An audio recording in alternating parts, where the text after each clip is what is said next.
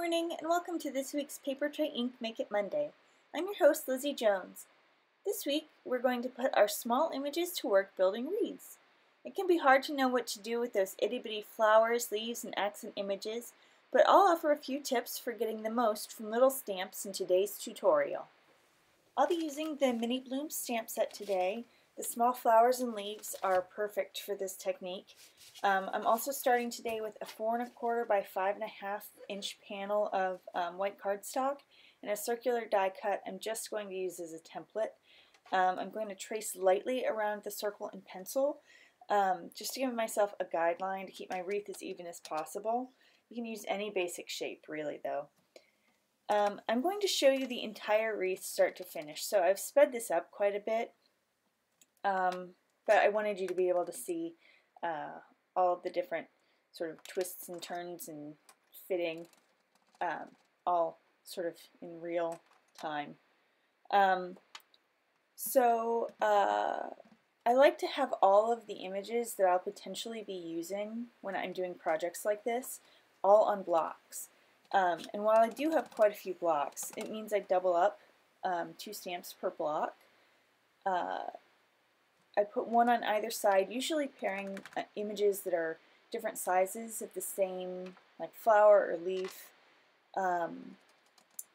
or images that will be using the same color.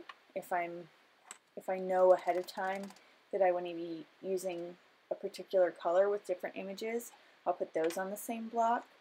I really do find having that all of the images that I want to use out and available, it really makes the process much easier just because I have everything at my disposal and I can kind of pick and choose and play with the arrangement that way.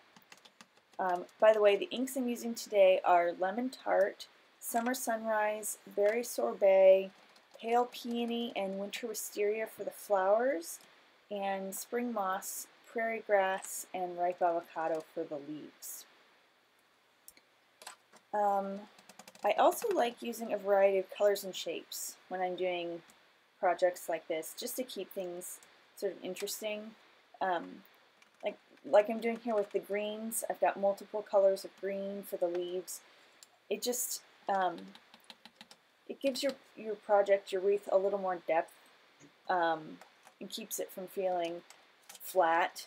It just makes it a little bit fresher and gives it more dimension.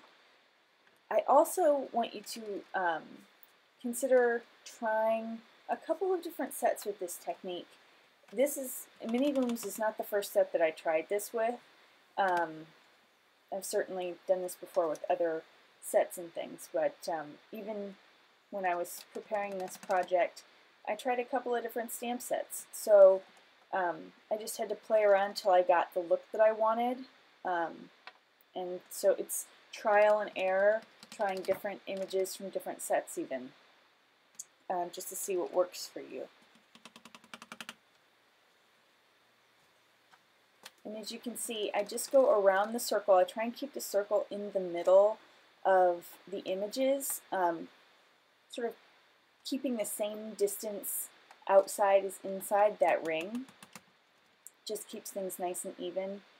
But you don't want it to be totally perfectly uniform all the way around. You want to have a little bit of variation in there, just so it looks a little bit more realistic, and you know, it's more whimsical that way. It's a little more fresh and unique and fun. The idea really is just to fit the different images into one another, kind of like a puzzle. So you want to turn the images around, you want to look at them from different angles, maybe put one image down and then see where like the leaves will fit, or see where the flowers will fit. You know, you don't have to go all flowers first and then fill in with the leaves later. I like to do it as I go with leaves and flowers, or other images certainly can be used as well. But that just gives me a better mix of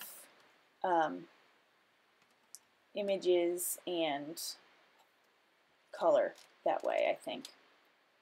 So now that I've got all my flowers and my leaves in there, I'm going back in with a little berry cluster in both sizes, actually, in Aqua Mist. It just adds a nice little pop of blue throughout.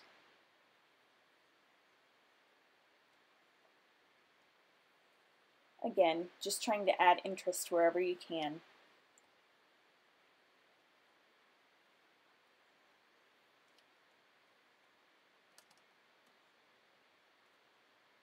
Add one more leaf just for good measure. So there, it's all finished. So I went ahead and cleaned up my stamps and put my ink pads away, and in that amount of time my panel was able to dry enough that I could go back and use an eraser to remove any residual pencil. And I also decided that I wanted to sort of trim off that edge so the card base could peek through. So I'm going to go ahead and trim off a 1/2 inch here, straight down the side.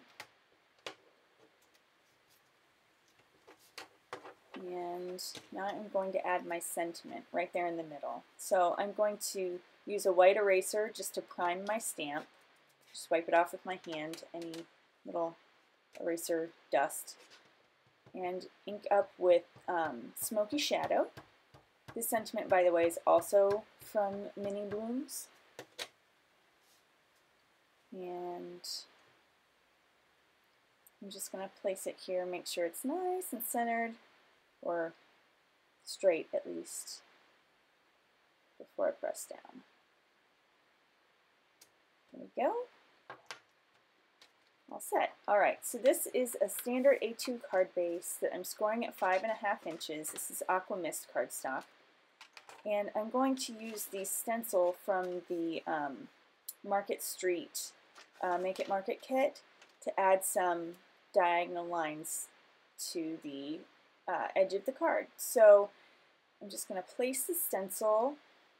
I've got it here on a piece of scrap paper, and I'm going to use Post-it tape to secure the stencil down, so that'll keep any ink off of the back of my card base. I don't want it. And it's also easy to remove. I don't have to worry about the cardstock pulling up or tearing or anything. I'm just going to use a couple of other little pieces here just to keep it in place. And then I'm going to add Aqua Mist ink through that stencil. I'm just going to sponge it on real quick and easy. It's going to look a little bit dark because it's wet ink, but when it dries it'll be a little bit softer than stamping. You could stamp lines, but this was just a little bit of a lighter look, which I really wanted to go for. And if you don't have this stencil, you could always make your own stencil using the cover plate stripes die as well. So if you can believe it, I ran out of foam tape. So this is my favorite plan B when I'm out of foam tape. I just use pieces of coaster. I take the coasters that Paper Tray sells, and I add score tape to both sides, and I cut it up just like you would any other foam tape, and just place it on the back. It's a little bit thinner. It's not quite as thick as foam tape, but that's actually fine. It does make things a little more mailable that way too, if you're concerned about thickness. But yeah, I just use it just like I would foam tape. Just peel off the backing on the one side and stick it right down. So I'm going to place this panel here on the front of the card base, pardon my head, and get it all stuck down nicely. And then I wanted to add a little bit of shimmer. So I'm going to go in with a fine point glue pen, and I'm just going to add a little bit of glue to each of those berry clusters, to the dots. and I'm going to sprinkle on some clear glitter. It's a nice subtle sort of embellishment. Really simple, nice and it's not distracting. It's just a nice little bit of shimmer there. So there we go. There is our wreath made from small images. So there you have it. See how useful those little images can be?